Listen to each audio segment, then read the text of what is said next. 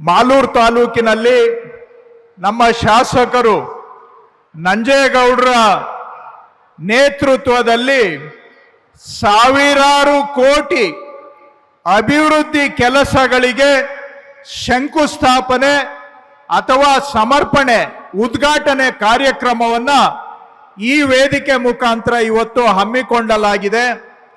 ಇನ್ನು ಸ್ವಲ್ಪ ಸಮಯದಲ್ಲಿ ನಾಡಿನ ಮುಖ್ಯಮಂತ್ರಿಗಳಾದಂಥ ಡಿ.ಕೆ. ಶಿವಕುಮಾರ್ ಅವರು ಆಗಮಿಸಿ ಇವೆಲ್ಲದಕ್ಕೂ ಕೂಡ ವಿದ್ಯುಕ್ತವಾಗಿ ಉದ್ಘಾಟನೆ ಅಥವಾ ಶಂಕುಸ್ಥಾಪನೆ ಮಾಡಲಿದ್ದಾರೆ.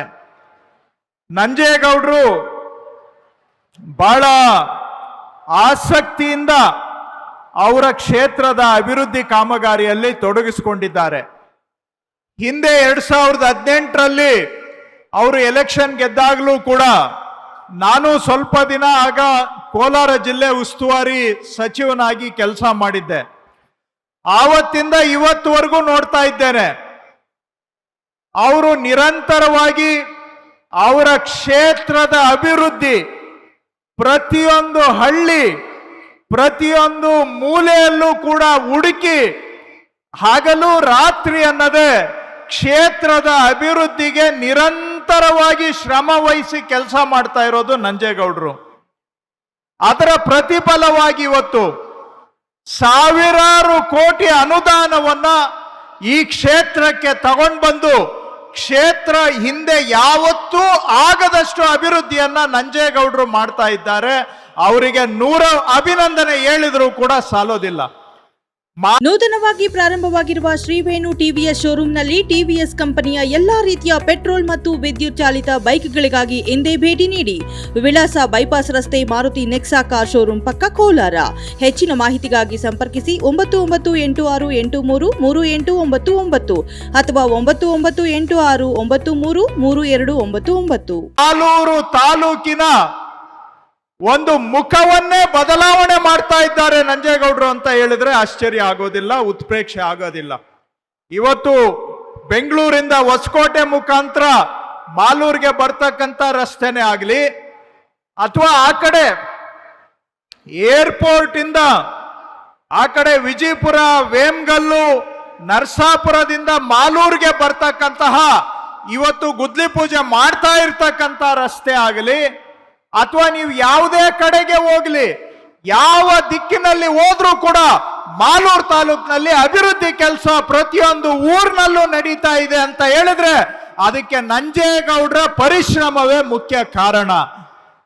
ತಾಲೂಕಿನ ಜನ ಒಂದು ರೀತಿ ಧನ್ಯರು. ಯಾಕೆ ಅಂದ್ರೆ ಅಷ್ಟು ಹಗಲು ರಾತ್ರಿ ಅವರು ಪರಿಶ್ರಮ ಪಡ್ತಾ ಇದ್ದಾರೆ. ಇದಕ್ಕೆ ಸಹಕಾರ ಕೊಟ್ಟಿರೋದು ಹಿಂದೆ 3 ವರ್ಷ ಮುಖ್ಯಮಂತ್ರಿಗಳಾಗಿ ಕೆಲಸ ಮಾಡಿದಂತ ಸಿದ್ದರಾಮಯ್ಯನವರು ಕೂಡ ನಂಜೇಗೌಡರು ತಾಲೂಕಿನಲ್ಲಿ ಏನೇ ಕೆಲಸ ಕೇಳಿದ್ರು ಕೂಡ ಸಿದ್ದರಾಮಯ್ಯನವರು ಅದಕ್ಕೆ ಸಹಕಾರವನ್ನ ಕೊಟ್ಟು ಜನಗಳ ಕೆಲಸ ಮಾಡಿ ಅಂತೇಳಿ ನಂಜೇಗೌಡರಿಗೆ ಶಕ್ತಿ ತುಂಬದಂತವರು ಹಿಂದೆ ಮುಖ್ಯಮಂತ್ರಿಗಳಾಗಿದ್ದಂತ ಸಿದ್ದರಾಮಯ್ಯನವರು. ಎಲ್ಲ ಶಾಸಕರಿಗೂ ಕೂಡ ಶಕ್ತಿ ತುಂಬಿದ್ದಾರೆ. ಅದೇ ತರಹ ಇವತ್ತು ಮುಖ್ಯಮಂತ್ರಿಗಳಾಗಿರ್ತಕ್ಕಂಥ ಡಿ.ಕೆ. ಶಿವಕುಮಾರ್ ಅವರು ಕೂಡ ನಮ್ಗೆ ಎಲ್ಲ ಮಂತ್ರಿಗಳಿಗೆ ಕರೆದು ಹೇಳಿದ್ದಾರೆ, ನಾವು ಏನೇ ಆಗಲಿ ಶಾಸಕರುಗಳ ಕೈಯನ್ನ ಬಲಪಡಿಸಿ ಪ್ರತಿಯೊಂದು ಕ್ಷೇತ್ರದಲ್ಲೂ ಕೂಡ ಅಭಿವೃದ್ಧಿಯ ಪರ್ವವನ್ನೇ ಹರಿಸಬೇಕು ಅಂತೇಳಿ ಡಿ.ಕೆ. ಶಿವಕುಮಾರ್ ಅವರು ಸಂಕಲ್ಪ ಮಾಡಿದ್ದಾರೆ.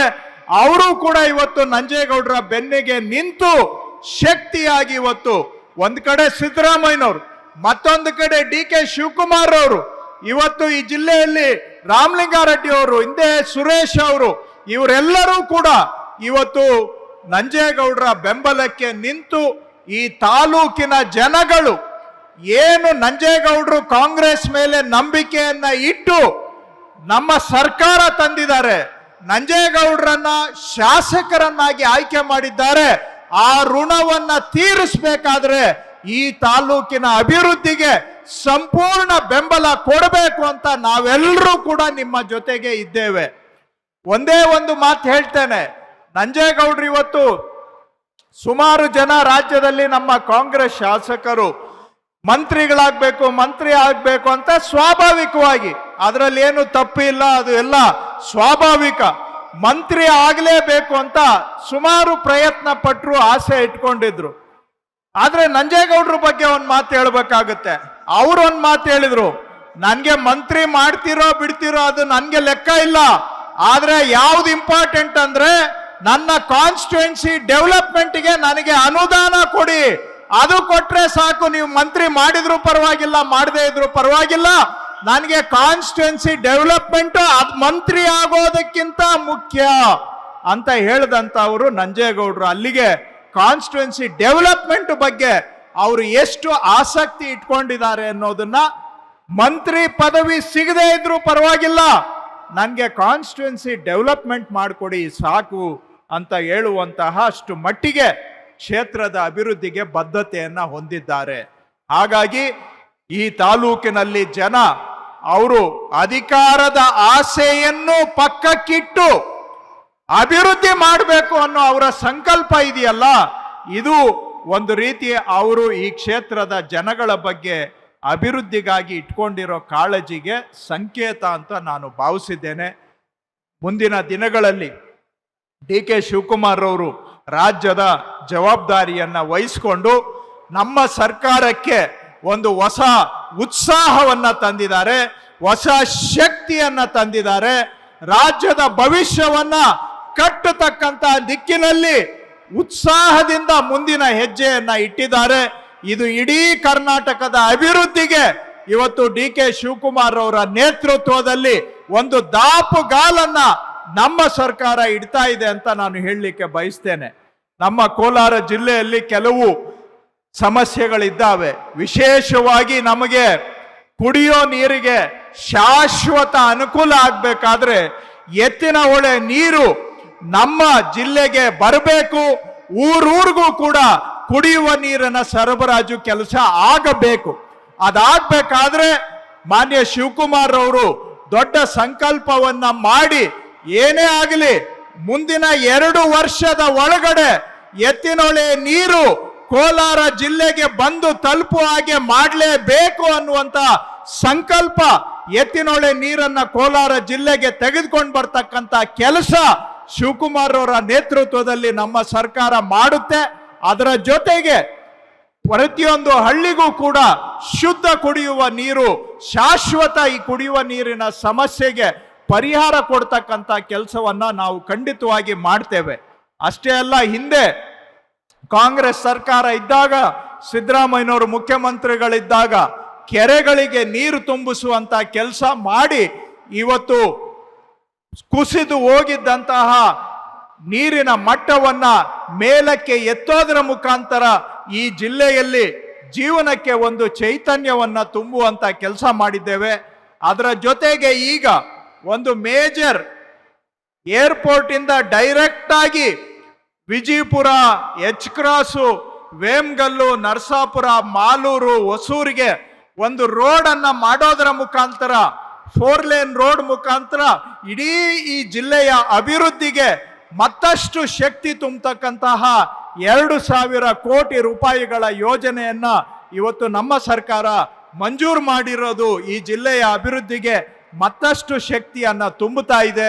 ಇವೆಲ್ಲವೂ ಕೂಡ ಇವತ್ತು ನಮ್ಮ ಕೋಲಾರ ಜಿಲ್ಲೆಯ ಅಭಿವೃದ್ಧಿಗೆ, ಕರ್ನಾಟಕದ ಅಭಿವೃದ್ಧಿಗೆ ಇಟ್ಟಿರ್ತಕ್ಕಂತಹ ಹೆಜ್ಜೆಗಳು ಅನ್ನೋದನ್ನ ನಾವೆಲ್ಲರೂ ಕೂಡ ಅರ್ಥ ಮಾಡಿಕೊಳ್ಬೇಕು. ಆ ಕಾರಣಕ್ಕಾಗಿ ಇವತ್ತು ಮುಖ್ಯಮಂತ್ರಿಗಳಾದ ಮೇಲೆ ಮೊದಲನೇ ಬಾರಿಗೆ ಮಾನ್ಯ ಶಿವಕುಮಾರ್ ಅವರು ಬರ್ತಾ ಇದ್ದಾರೆ. ಅವರು ಸ್ವಾಗತ ಮಾಡಲಿಕ್ಕೆ ತಾವೆಲ್ಲರೂ ಕೂಡ ಬಂದಿದ್ದೀರಾ. ನಮ್ಮ ಜಿಲ್ಲೆಗೆ ಆಗ್ಬೇಕಾಗಿರ್ತಕ್ಕಂಥ ಕೆಲಸಗಳು ಸಾಕಷ್ಟು ಇದಾವೆ. ರಾಮಲಿಂಗಾರೆಡ್ಡಿ ಅವರು ಕೂಡ ವೇದಿಕೆ ಮೇಲೆ ಇದ್ದಾರೆ. ಅವರ ನೇತೃತ್ವದಲ್ಲಿ ಮುಂದೆ ಇನ್ನೂ ಆಗ್ಬೇಕಾಗಿರ್ತಕ್ಕಂಥ ಕೆಲಸಗಳು ಶಿವಕುಮಾರ್ ಅವರು ಎಲ್ಲರೂ ಸೇರಿ ಖಂಡಿತವಾಗಿ ಮಾಡಿಕೊಡೋದಕ್ಕೆ ನಮ್ಮ ಸರ್ಕಾರ ನಿಮ್ಮ ಜೊತೆಗೆ ಇರುತ್ತೆ ಅಂತ ಹೇಳುತ್ತಾ, ಇವೆಲ್ಲನೂ ಕೂಡ 2028 ಏನೇ ಆಗಲಿ, ಒಂದು ಕಡೆ ಸಿದ್ದರಾಮಯ್ಯನವರ ಮಾರ್ಗದರ್ಶನ, ಮತ್ತೊಂದು ಕಡೆ ಡಿ.ಕೆ. ಶಿವಕುಮಾರ್ ಅವರ ನಾಯಕತ್ವ ಮತ್ತು ಅತ್ಯಂತ ಸಕ್ರಿಯ ಜನಪರ ಸರ್ಕಾರದ ಹೆಜ್ಜೆಗಳು ಇವೆಲ್ಲವೂ ಕೂಡ ಸೇರಿದ್ರೆ 2028ರಲ್ಲಿ ಮತ್ತೊಮ್ಮೆ ನೀವೆಲ್ಲರೂ ನಮಗೆ ಆಶೀರ್ವಾದ ಮಾಡಬೇಕು ಅಂತ ತಮ್ಮಲ್ಲಿ ಕೋರ್ತೇನೆ. ನಿಮ್ಮ ಆಶೀರ್ವಾದ ಮಾಡೋ ರೀತಿಯಲ್ಲಿ ನಾವು ಕೂಡ ಕೆಲಸ ಮಾಡ್ತೇವೆ.